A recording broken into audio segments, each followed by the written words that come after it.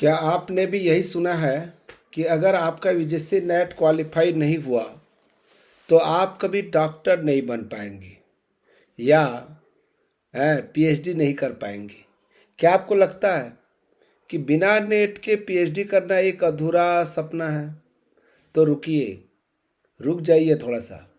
यह पूरी तरह से एक झूठ है, मीथ है, मीथ, इसके अलावा कुछ भी नहीं। नमस्कार दोस्तों, मैं डॉक्टर वेणुधर रौतिया आप सभी का हमारे channel law order and civil rights में स्वागत है, अभिनंदन है। आज के इस वीडियो में हम एक ऐसी हकीकत का पर्दाफाश करेंगे जो अक्सर कोचिंग माफिया या भ्रामक जानकारियों के बीच दब जाती है। क्या आप जानते हैं कि बिना नेट के भी आप न केवल पीएचडी कर सकते हैं बल्कि सरकार से लाखों रुपए की फेलोशिप भी पा सकते हैं।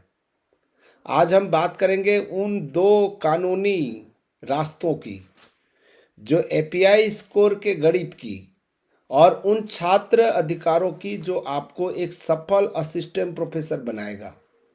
यह वीडियो आपको और आपकी पूरी सोच बदल देगा, इसलिए अंत तक बने रहें। देखिए, स्टूडेंट्स बार बार ये प्रश्न पूछते हैं, ठीक है। स्टूडेंट का कहना रहता है कि सर क्या नेट क्लियर नहीं है, सेट क्लियर नहीं है, तो क्या हम असिस्टेंट प्रोफेसर नहीं बन सकते? क्या हम पीएचडी नहीं कर सकते? ठीक है, तो यहाँ पर क्या सोचते हैं, पहले इसको जान लेते हैं। सबसे पहले एक बुनियादी बात समझते हैं। बहुत से छात्र सोचते हैं कि नेट एक एंट्रेंस एग्जाम है। बिल्कुल गलत है, याद रखिएगा, बिल्कुल गलत है। यूजीसी के नियमों के अनुसार नेट केवल असिस्टेंट प्रोफेसर की पात्रता और जेआरएफ जूनियर रिसर्च फेलोशिप के लिए है। पीएचडी में प्रवेश पाने के लिए भारत में मुख्य रूप से दो कानूनी रास्ते मौजूद हैं। यदि आपका नेट नहीं हुआ है तो आपका रास्ता बंद नहीं हुआ है, बल्कि एक नया रास्ता खुल गया है। ठीक है, समझ आ रही मेरी बात जो है। बात करते हैं पहले रास्ते की, यूनिवर्सिटी एंट्रेंस एग्जाम। ठीक है, यूईई नाम सुने होंगे। भारत की लगभग 90% सेंट्रल और स्टेट यूनिवर्सिटीज अपनी खुद की प्रवेश परीक्षा आयोजित करती है, जिसे अक्सर आरईटी रिसर्च एलिजिबिलिटी टेस्ट कहा जाता है। इसके भी बहुत सारे फायदे हैं। यहाँ आपको पूरे भारत के लाखों छात्रों से मुकाबला नहीं करना है, बल्कि सिर्फ उस एक यूनिवर्सिटी की सीट के लिए तैयारी करनी है। इसमें भी आपको कुछ रणनीति बनाना जरूरी है। अपने विषय के मूल सिद्धांतों पर ध्यान दें। अगर आप अपनी यूनिवर्सिटी के ऑर्डिनेंस को ध्यान से पढ़ते हैं तो आप सीधे इंटरव्यू तक भी पहुंच सकते हैं। ठीक है, अब दूसरा रास्ता है, आपको समझना है। पहला रास्ता हो गया, आपको यूनिवर्सिटी का पीएचडी एंट्रेंस एग्जाम देना है। उसमें 50% मार्क्स लाना रहता है। उसमें भी दो पेपर होते हैं। पहला पेपर जो है रिसर्च मेथोलॉजी का होता है, सेकंड पेपर जो है आपके सब्जेक्ट का होता है। दोनों मिलाकर आपको 50 मार्क्स लाना है। 100 नंबर का पेपर होगा जिसमें 50 मार्क्स लाना है, तब जाकर आपको एलिजिबिलिटी मिलती है। अब आते हैं दूसरे रास्ते का। ठीक है, उस रास्ते पर जिसे सब पाना चाहते हैं, नेट जेआरएफ का रास्ता। इसे मैं आरामदायक रास्ता कहता हूँ, लेकिन यह आसान नहीं है। अगर आप जेआरएफ क्वालिफाई कर लेते हैं तो आपको दो अद्भुत फायदे मिलते हैं।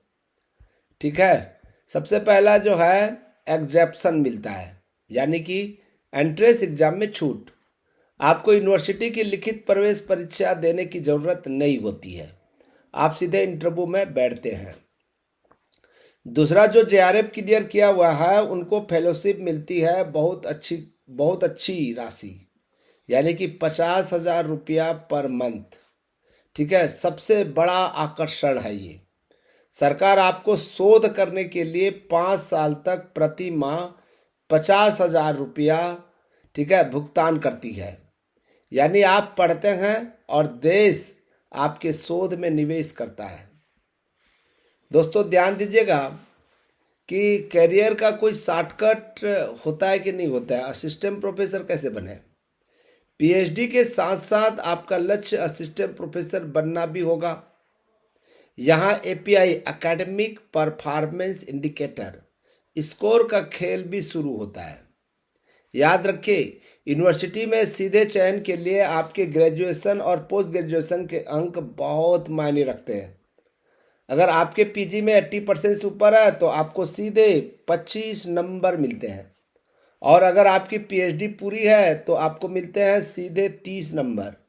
यह वह शॉर्टकट है जहां बिना किसी लिखित परीक्षा के केवल इंटरव्यू के आधार पर आप बड़ी यूनिवर्सिटीज में नियुक्त हो सकते हैं। समझ रहे हो बात जो है। अब ध्यान दीजिएगा, वर्तमान चुनौतियां और छात्र के बहुत सारे अधिकार हैं, लेकिन दोस्तों सिस्टम हमेशा सीधा नहीं होता। हाल ही में एनटीए के रिजल्ट विवाद ने लाखों छात्रों को परेशान कर दिया है। ठीक है, लाखों लोगों को परेशान कर दिया है दोस्तों, ध्यान दीजिएगा। है, अब आते हैं दोस्तों एक बात तो आप लोग जो है समझना होगा। ठीक है, जो मैं आपको बता रहा हूं उसको यदि ठीक से समझ लेंगे तो आपके लिए बेहतर हो जाएगा।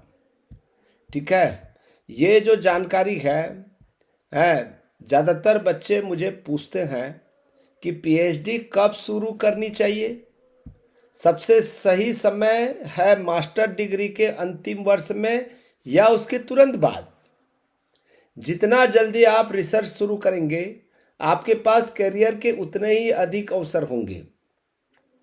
अब प्रश्न उठता है, पीएचडी करें तो करें कहाँ से। कोशिश करें कि आप सेंट्रल यूनिवर्सिटी या प्रतिष्ठित स्टेट यूनिवर्सिटी से पीएचडी करें। ठीक है, प्रवेश लेने से पहले उस कॉलेज या यूनिवर्सिटी के ऑफिशियल पीएचडी ऑर्डिनेंस को बहुत ध्यान से पढ़ें, क्योंकि हर यूनिवर्सिटी इसके अपने लीगल रूल्स होते हैं। ठीक है, अब दूसरा प्रश्न है कि पीएचडी करने के लिए कोई आयु सीमा चाहिए क्या। ठीक है, तो इस बात को आपको हमेशा ध्यान देना है कि पीएचडी में प्रवेश के लिए आमतौर पर कोई ऊपरी सीमा नहीं है। आप किसी भी उम्र में रिसर्च कर सकते हैं, लेकिन यहाँ एक पेंच है। अगर आप फेलोशिप चाहते हैं तो जेआरएफ के लिए आयु सीमा होती है, सामान्यतः 30 से 35 वर्ष के बीच होती है। ठीक है, तो इस बात को आपको हमेशा ध्यान देना है। अच्छा, फायदे और नुकसान के बारे में थोड़ा सा जान लेते हैं। सबसे बड़ा फायदा तो आपके नाम के सामने में जो है डॉक्टर लिखाता है। ठीक है, दूसरी बात जो है आपको फेलोशिप भी मिलती है, बहुत अच्छी खासी फेलोशिप मिलती है। फिर तीसरा, असिस्टेंट प्रोफेसर भी बनते हैं। ठीक है, नुकसान क्या है, इसमें धैर्य की परीक्षा होती है, धैर्य नहीं रख पाते लोग जो है। अनिश्चितता है, कितने साल लग जाएगा ये आपके पीएचडी जो है। ठीक है दोस्तों, तो पीएचडी केवल एक डिग्री नहीं है बल्कि एक लीगल एंड एकेडमिक सफर है। चाहे आप प्रवेश परीक्षा के जरिए जाएं या जेआरएफ के जरिए आपको एडमिशन लेना हो, दोनों रास्ते सरल भी है और कठिन भी है। अपने सपनों को नेट न होने की वजह से टूटने न दें। ठीक है, अगर आप भी उस छात्र की तरह कोई सवाल पूछना चाहते हैं तो कमेंट्स बॉक्स में लिखें, हम आपके कमेंट्स पर भी अगला वीडियो बना सकते हैं। ठीक है दोस्तों, शायद मुझे लगता है समझ में आ गया। बहुत अच्छा लगा। Thank you.